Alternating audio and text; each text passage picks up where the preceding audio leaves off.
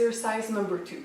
We're going to do what we call the circle sit-up, which is basically the same principle as the comeback cradle. However, we want to put more mobility into it. So if we go back to the position right away, again, if you just want to practice it a little bit more, you can start flat on the ground, bring your pelvic up, your lumbar, and your cervical. And what you want to do here is really to bring some mobility from one side to another to it. And why this is so important? Well, first off, obviously you're gonna work more muscle group, but more importantly, you will start being able and see how you can integrate striking. Because it's one thing to do it from here, it's another if you're able to move from one way to another and then integrate strikes. Because for the ones who have done, for example, boxing, Muay Thai, or any other type of striking style, you know that the power comes from one thing, from the pivot, but also from the hips. So this is where you really start working on those hips. And from here, you can just imagine drills like shadow boxing. So it's really just that. You move from one side to another, and then you can start integrating, striking. Also, this is where you can start thinking about your shielding. Very important. If one hand is striking, the other one wants to protect. Another application for the circle sit-up, if we focus a bit more on the self-defense context, is that you need to realize if you end up on the ground, you're probably going to be on your back and someone is most likely to be on top of you. And especially in a case of, let's say, a woman against a man, if I think about my cases, most of the time the person is going to be much bigger than me. So here again, the first step, it's very important to consider the comeback cradle because it makes sure that my whole body is protected, my spine and even my organs.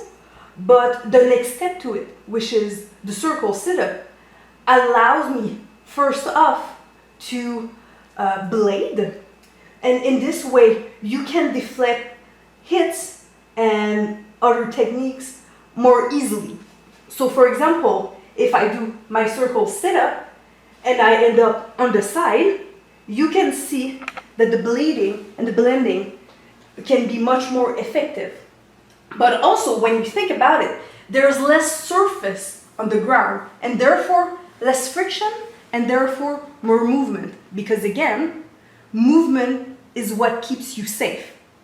And think about it, when you're flat on your back, it means that you're either resting or probably in the process of dying. Because sadly, if you don't move, you have nothing to your advantage. So it's really important here to not even just stay here, but to really move with that. Go on the side in hope of maybe trying to stand up and other motion like that.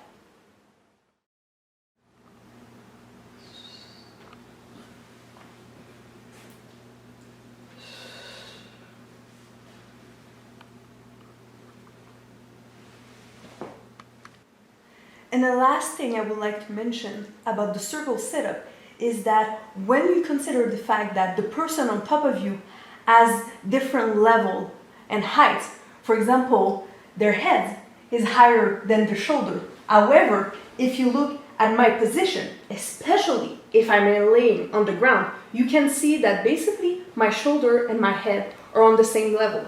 So if they are able to reach my shoulder, chances are they're going to be able to reach my head. So by comparison, from here, I may be able to reach the person's shoulder. However, chances are very low that I'll be able to reach their head.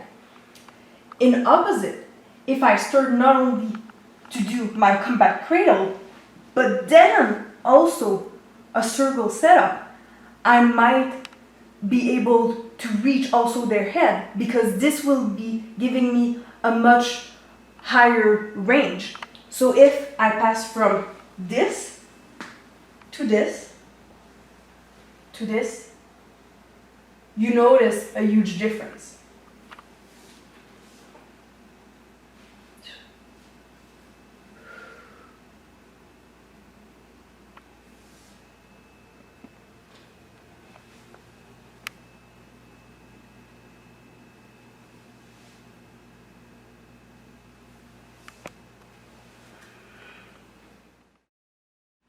So here's some ways to integrate this to your conditioning routines.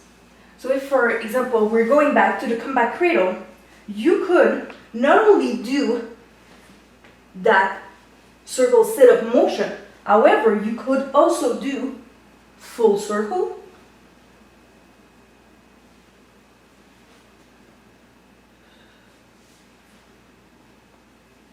you could also play with the reaching.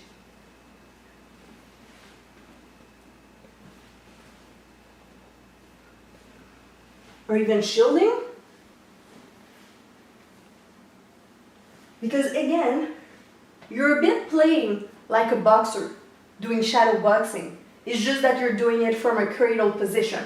Other version, you could also play a bit with different blending in your abdominal, then go back to full circle. Really, it's a time for you to just play around and see.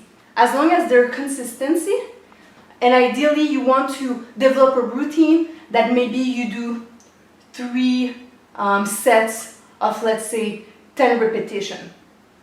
And just make that habit. And you'll notice, depending on what you choose to do, you will definitely more on various group muscles. And obviously, this one, you're playing a bit with the obliques. If you start adding the reaching, you're going to notice that it actually requires a bit more strength.